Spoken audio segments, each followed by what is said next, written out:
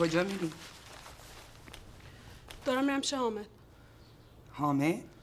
کجاست؟ آگاهی. خداحافظ.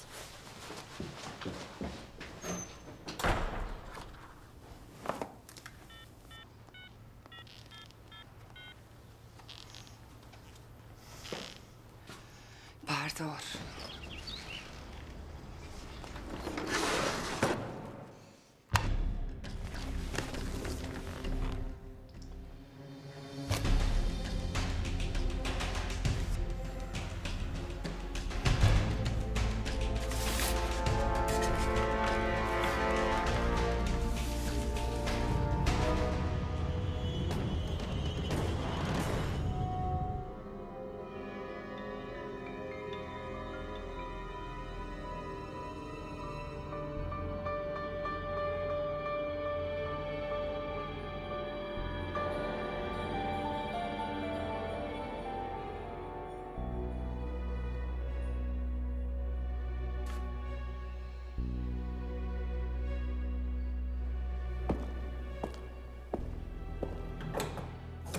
باش بیرون.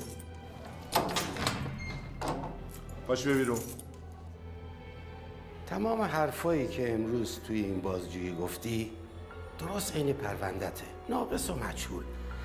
من دنبال این نکته جدیدم، یه چیزی که تا الان نگفته باشی. من هیچ چیز دیگه غیر از اونایی که بارها و بارها گفتم نمیدونم. عجب، یعنی یه عده ساعت‌ها نشستن برنامه ریزی کردن، نقشه کشیدن، کشته دادن که تو رو بدزدن، اون وقت ببرن توی باغ بنشونن تماشات کنن. بعد نه تو چیزی بهشون بگی نه اونا حرفی بزنن. آره؟ دقیقاً. بس کن دیگه. یعنی اونا به خاطر تفریح و خوشگذرونیشون تو رو دزدیدن؟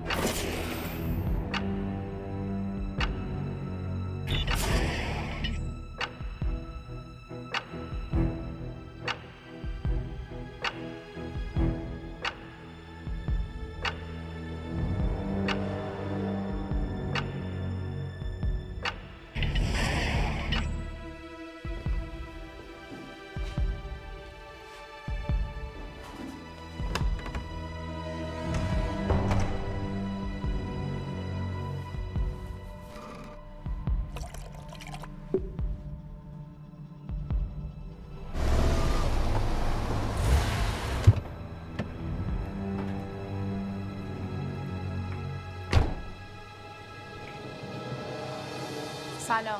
سلام. کلید. وسایل این دختره رو بیار.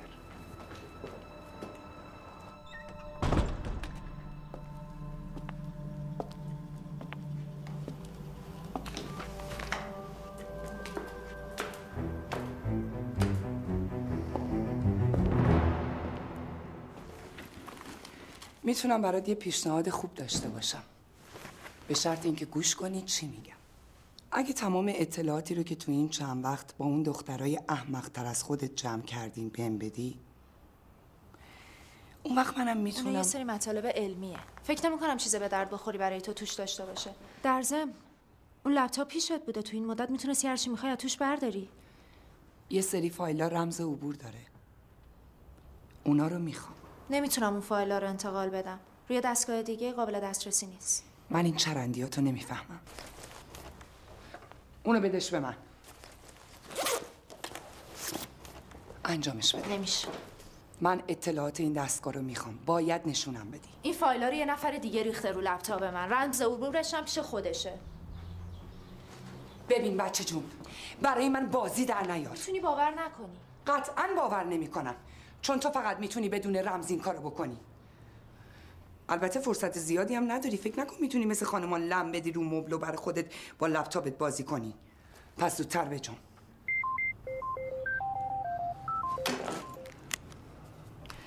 الو، تو کجایی؟ جانم میشنوم. بله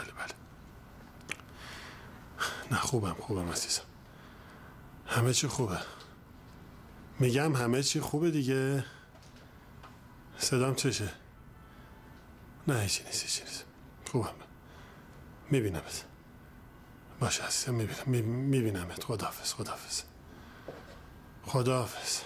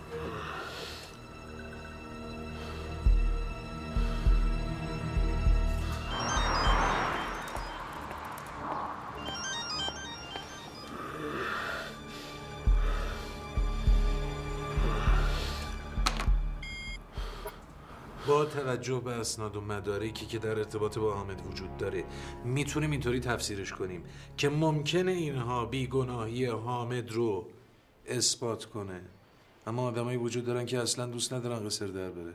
حالا چرا ایستادی؟ بشین. اگه بدونم کیا به خونه این آدم تشنن معمای این ماجرا برای من حل میشه. پس بذار حامد رو ببینم. بهرنگ، ملتفتم، من وکیل حامد نیستم و از نظر قانونی نمیتونم ببینمش. وکیل خودش هم باید بیاد. اما من مسئولیت منم در نظر بگیر. بسیار خوب، دارم عرض میکنم با حضور خودتون و من ممکنه که با زاویه دید دیگه ای به قضیه نگاه کنم، بتونم بهتون کمک کنم. باش اما وکیلش بوی نبره. ابدا. هرچند من میتونم از تو به عنوان مشاور خودم استفاده کنم. بله.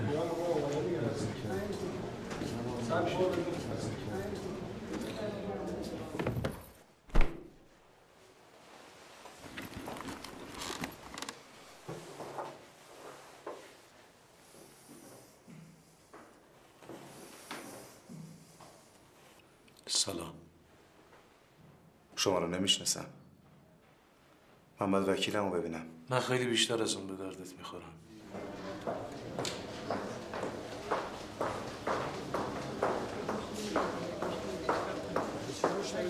تشریف ندارم.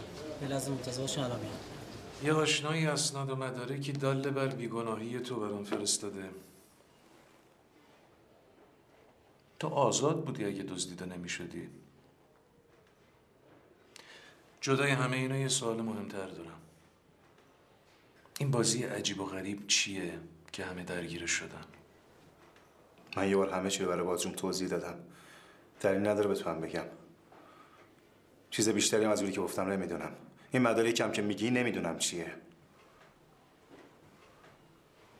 یعنی ستاره این موضوعش ربطی به کسی نداره. به دزدیده شدن تو هم ربطی نداره؟ نمیدونم شاید. خب پس میشه اینطور نتیجه گیری کرد که ستاره تو رو دوست داره اما آزادی تو رو دوست نداره. این روزا همه دارن منو بازی میدن. تو هم روش. کجا بود؟ ندیدمش. کیا بودن؟ مگه تو بازجویی؟ چرا باید به تو جواب بدم؟ به من جواب بده. چیو؟ همون سوالی که ایشون ازت پرسید.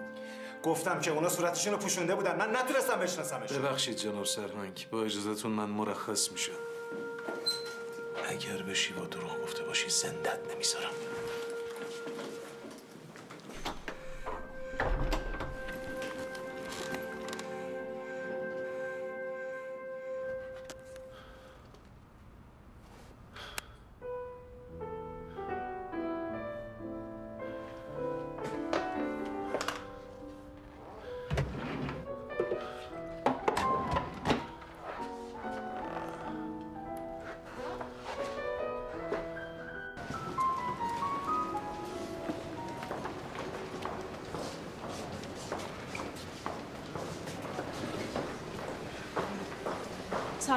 سلام.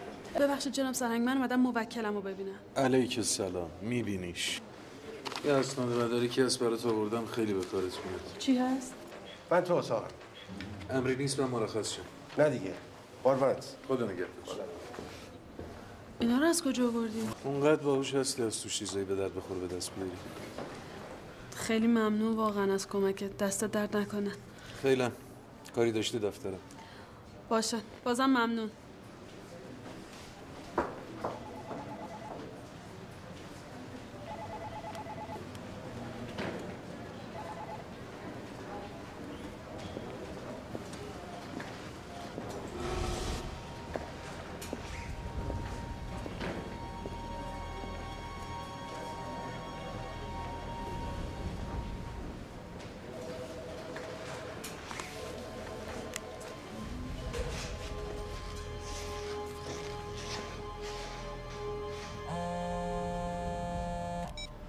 الو.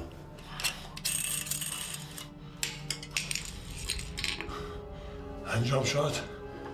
دارم نزدیک میشم. خیلی خوب بهم خبر بده.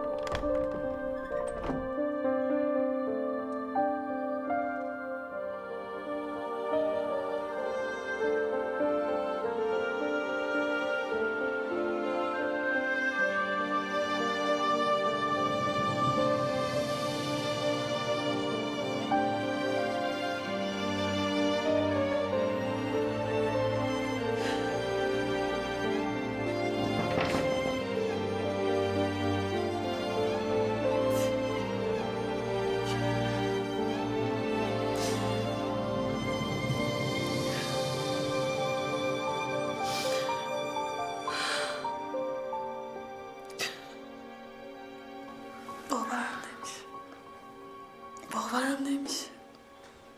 هر چقدر میخوای بخند ولی گریه نکن. وقتی گریه میکنی دلم میلرزه.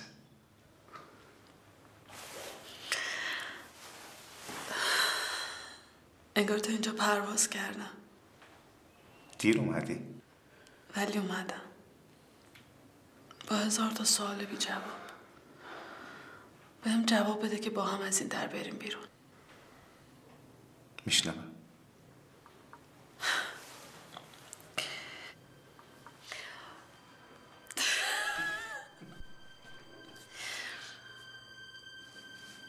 من وکیل تو بودم ولی نفهمیدم پرونده تو چجوری تکمیل شد که تبرئه شدی. یه عالم سوال دردآور دارم ولی وقتی میبینمت اینجا جلوی من نشستی. چرا ذهن خودتو با این سوالایی که به دردت نمیخوره مشغول میکنی؟ حاشیه به درد نخور. عزیزم الان مهمترین چیز اینه که من و تو دوباره میتونیم همدیگه رو ببینیم. یادت گفته بمونیم تا آخر. من تا دیروز یه مرده بودم اما الان انگار دوباره از بطن مادر دارم میام. صبر کن. ولی ستاره چی؟ ستارم حاشیه است. اون یه بختک بود تو زندگی من، یه فریب، یه سراب، یه گناه که دارم تقاصشو پس میدم. نمیبینی؟ میخوام بشنوم، همشو میخوام بشنوم.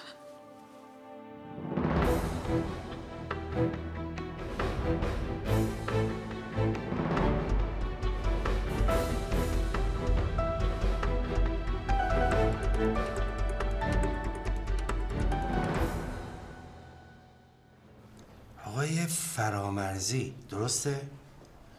بله جناب سرهنگ. قبلا یه چند دفعه خدمت رسیدم.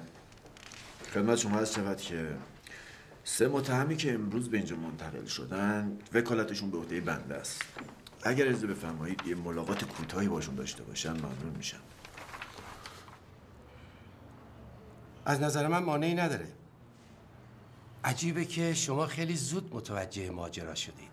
بالاخره یه وکیل خوب باید حواسش به موکلینش باشه. در این که شما وکیل کارکشته‌ای هستین بحثی نیست، اما بهتره اینو بدونین عمل مجرمانه این 3 نفر برای ما کاملا محرزه. من الان دنبال کسی هستم که اینا براش کار میکردن. حالا بعد از ملاقات شاید بتونم کمکتون کنم. بفرمایید، میتونید ملاقات داشته باشید. ممنونم جناب سرهنگ. با اجازه.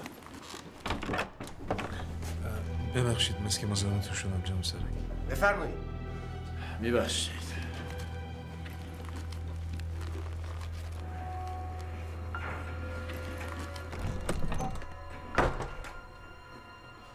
بله.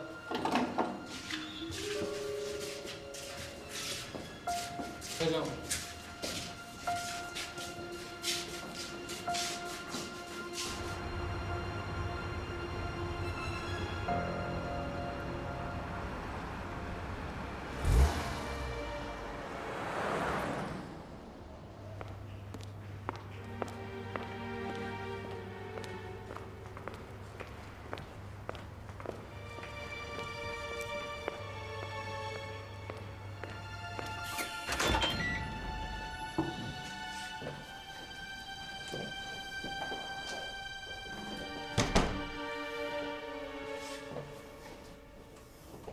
فرهاد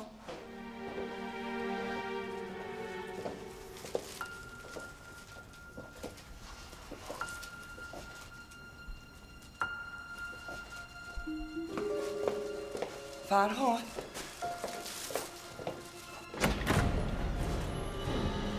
فرهاد فرهاد چی شده؟ فرهاد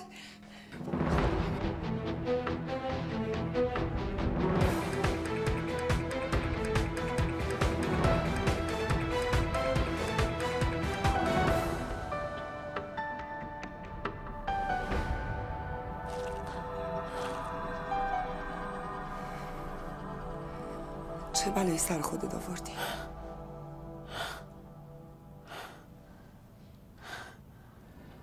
بیا اینو بخور. چیه؟ بیا واسط خونه. نمیخوام. بیا ازت خونه زیادی رفته. داری با جون خودت بازی میکنی. نگران نباش. حواسم هست. نگفتی چی شده؟ چی؟ حالا باید تعریف کنم. فقط خیلی مواظب خواهرت باش. منظورتو نمیفهمم. یعنی نمیفهمی؟ الان خودشو وقفه کی کرده نه؟ نمیفهمی؟ حامد؟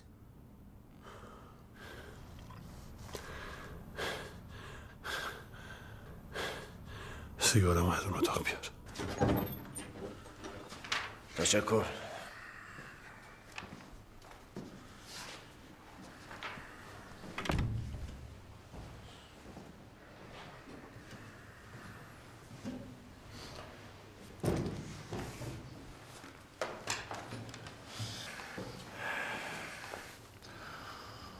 من وکیل شما 3 نفر هستم. وکیل؟ چی میگه؟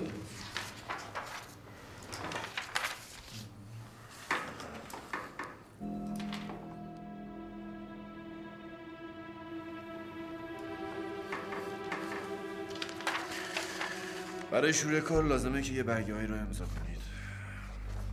برای شما، برای شما، این هم برای شما،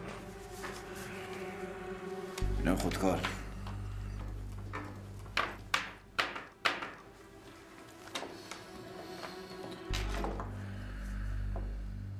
نمیخواد بخونید، امضا کنید.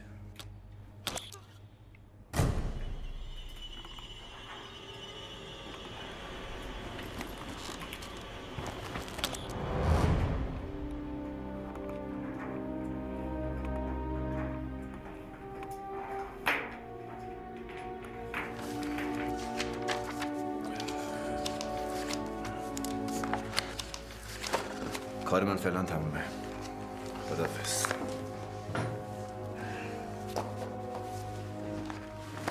خداحافظ.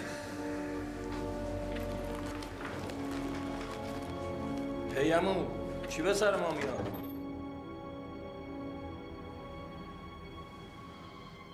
خلاص میشید.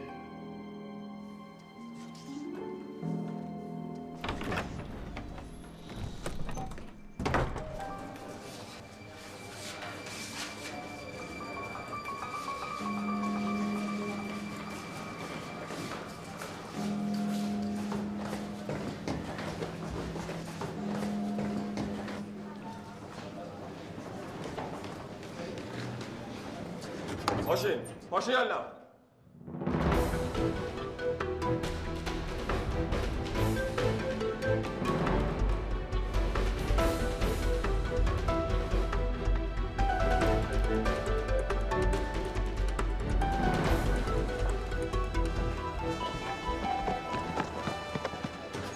جناب سرنگ،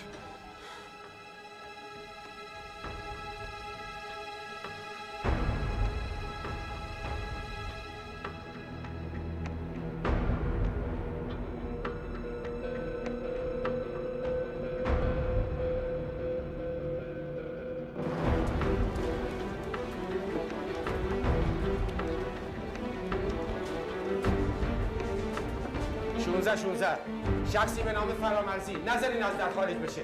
از کجا بشناسیم؟ مگه موقع ورود کارت شناسایی اشخاص رو نمیگیرید؟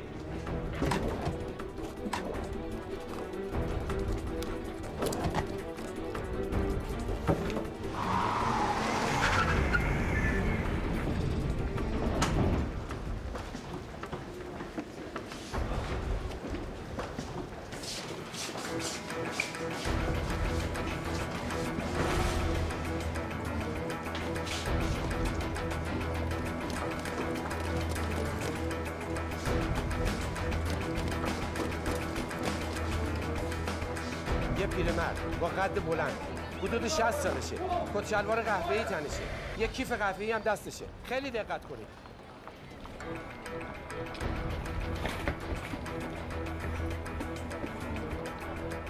واسه ببینم. ای آقا چای من قره. ببخشید. برو. بخشنده. برو تو محبت رو برو.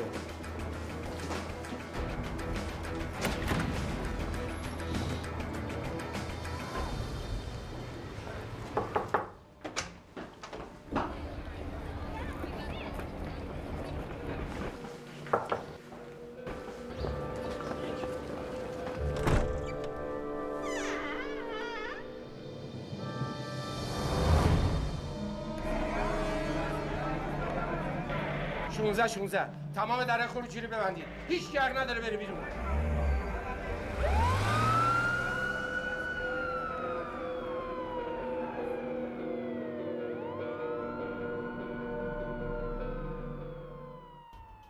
پس بیا برو هر غلطی که دلت میخواد بکن. بهرنگ با هم کار مهم داره، بعد برم دفتر. چشم دلتو از دست نده. اینجوری از روی ظاهر رو آدما قضاوت نکن. دوستش دارم. از ستاره که خبری نیست. بهارم گم و گور شد. این امانتی رو بده به فرهاد. واسه تو هم یه چیز خوشگل دارم. تو چی کار کردی؟ چیزی گیرت اومد؟ آره، یه فلش مموری بدون رمز عبور با یه کارت مغناطیسی به در نخور.